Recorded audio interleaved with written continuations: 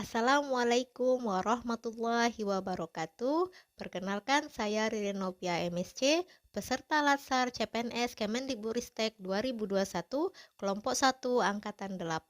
Pada kesempatan kali ini saya izin menyampaikan laporan rancangan aktualisasi pelatihan dasar CPNS yang akan saya laksanakan selama 30 hari ke depan.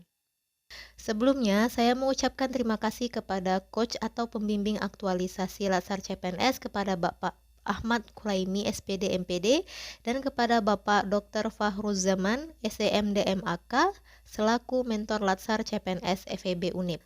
Baik, rancangan aktualisasi saya akan dilaksanakan di Universitas Bengkulu, di mana Unip memiliki visi menjadi Universitas Bengkulu kelas dunia pada tahun 2025. Dan misi Universitas Bengkulu antara lain mengembangkan pendidikan dan penelitian berkelas dunia, menghasilkan karya berstatus hak kekayaan intelektual (HKI), melaksanakan pengabdian sesuai dengan kebutuhan masyarakat lokal, nasional, dan internasional, serta mengembangkan sistem tata kelola universitas yang baik dan bersih.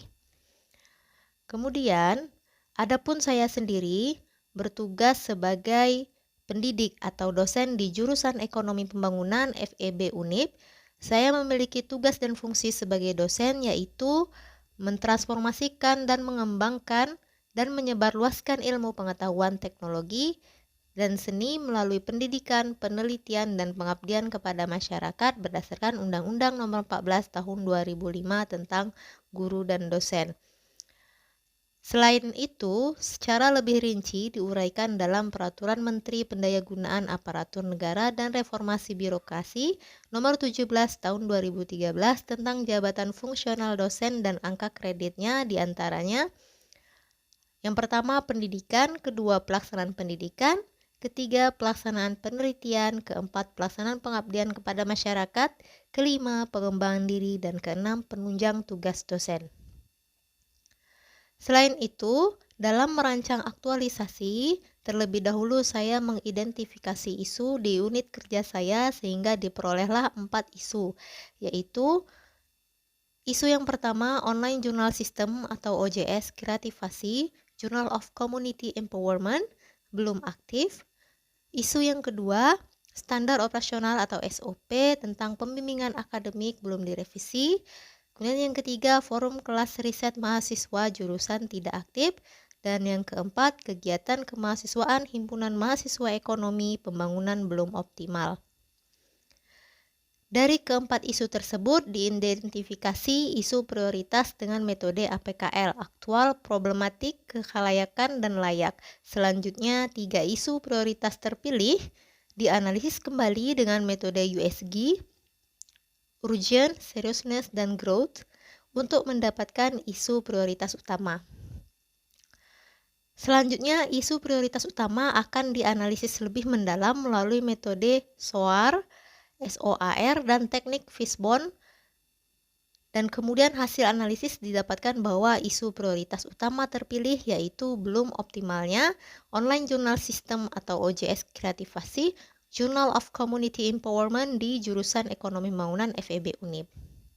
Dari isu utama terpilih sebelumnya, maka saya mengangkat rancangan aktualisasi berjudul Pengoptimalan Online Journal System OJS Kreativasi, Journal of Community Empowerment JEP FEB Unip. Isu ini ditetapkan dengan beberapa dasar pertimbangan yang dianalisis dengan metode SOAR. Pada poin strange, maka diperoleh bahwa OJS kreativasi yang telah tersedia, kegiatan pengabdian pada masyarakat jurusan atau universitas selalu ada, sarana dan prasarana ruang jurnal tersedia, dan follow up kepada sivitas akademika melalui media digital. Dan kemudian pada poin opportunity diperoleh bahwa publikasi hasil kegiatan pengabdian di jurnal kreativasi jurusan dan kemudahan akses jurnal dengan sistem OJS. Adapun untuk poin aspiration, tentu menambah angka kredit dan BKD dosen dan memberikan nilai tambah bagi mahasiswa dan SDM tim jurnal yang solid dan berkualitas. Kemudian untuk poin result, yaitu tampilan layout OJS yang elegan dan baik, perolehan ISSN dan EISSN, kemudian indeks jurnal terakreditasi, dan peningkatan jumlah permintaan publikasi di jurnal kreativasi. Akar permasalahan ini akan dilihat dari 6 indikator, yaitu yang pertama indikator MAN, di mana kompetensi dalam pengolahan website OJS masih kurang, dan kemudian aktivitas pengolah yang cukup padat antara tugas dan kewajiban dosen dan juga mengelola jurnal. Pada poin kedua yaitu poin mesin, di mana tampilan layoutnya masih kosong dan OJS belum siap dan belum dirapikan. Poin ketiga pada environment yaitu kebiasaan penggunaan website OJS masih rendah pada atau literasi digitalnya. Pada poin 4 material, di mana kelengkapan data yang masih kurang dan alokasi dana untuk pengembangan OJS. Pada poin selanjutnya, measurement, di mana belum ada evaluasi terhadap website OJS kreativasi. Lalu, poin terakhir, metode, di mana pendampingan OJS bagi pemula belum ada.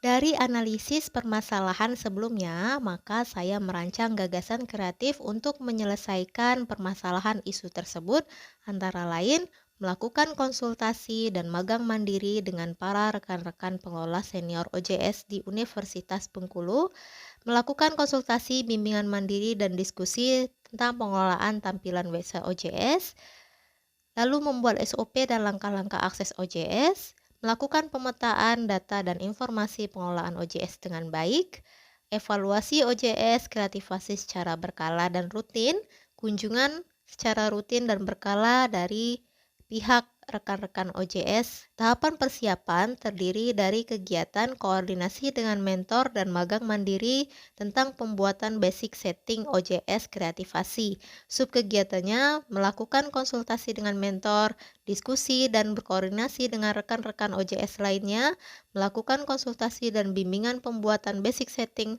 dengan rekan OJS lainnya dan LPTIK. Outputnya yaitu rancangan awal berupa arahan, masukan, dan saran, dan yang kedua pengetahuan dasar basic setting OJS. Bukti yang akan saya berikan berupa dokumentasi foto, surat keterangan bimbingan, dan dokumentasi via media sosial. Adapun tahapan pelaksanaan terdiri dari kegiatan membuat tampilan layout OJS kreativasi, mengupload artikel OJS ke jurnal kreativasi, mengajukan nomor ISSN dan e-ISSN ke LIPI, dan sosialisasi website OJS kreativasi.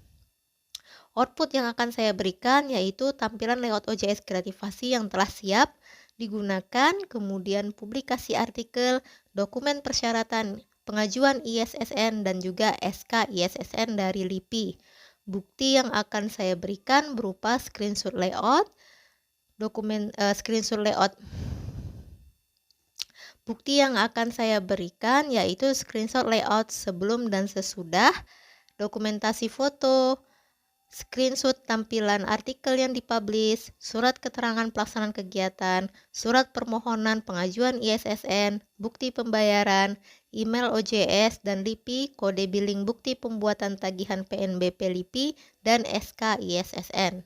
Tahapan evaluasi dengan kegiatan laporan hasil evaluasi. Subkegiatan yaitu melakukan evaluasi pengoptimalan OJS kreativasi ke mentor maupun pihak jurusan dengan output laporan hasil evaluasi dan bukti kegiatan berupa surat keterangan pelaksanaan kegiatan dan dokumentasi foto. Jadwal pelaksanaan kegiatan rancangan aktualisasi dimulai dari tanggal 26 Agustus sampai dengan 6 Oktober tahun 2022 dengan target detail kegiatan per hari dari kegiatan pertama sampai dengan kegiatan ketujuh yang tertera pada tabel berikut ini. Dampak positif secara umum yaitu kemudahan dalam publikasi penelitian pengabdian pada masyarakat, baik untuk dosen UNIP secara khusus maupun untuk sivitas akademika secara umum. Lalu yang kedua, membangkitkan motivasi pengelolaan OJS jurusan Ekonomi Pembangunan FEB UNIP dalam peningkatan kualitas dan mutu institusi atau unit kerja. Dan ketiga, pemenuhan kebutuhan penunjang akreditasi institusi atau unit kerja dan para sivitas akademika. Adapun selanjutnya, kegiatan ini juga berdampak positif secara khusus.